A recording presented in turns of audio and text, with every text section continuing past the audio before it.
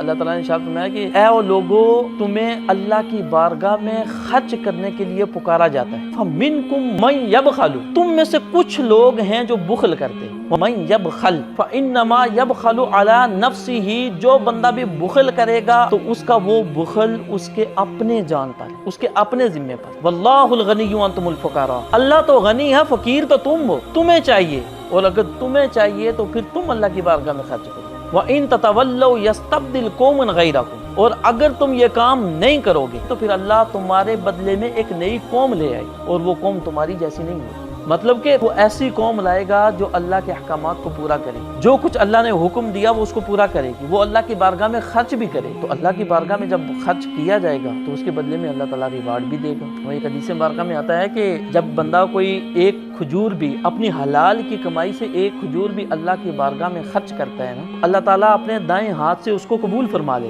اور پھر اس بندے کے اس صدقے کی اس طرح دیکھ بھال کرتا ہے جس طرح تم میں سے کوئی بندہ بچھیڑے کی دیکھ بھال کرتا ہے، اور اس کی دیکھ بھال اس انداز میں کی جاتی ہے حتیٰ کہ اس نے وہ جو ایک کھجور اللہ کی بارگاہ میں خرچ کی تھی وہ ایک وقت آتا ہے کہ وہ ایک پہاڑ بن چکی ہے۔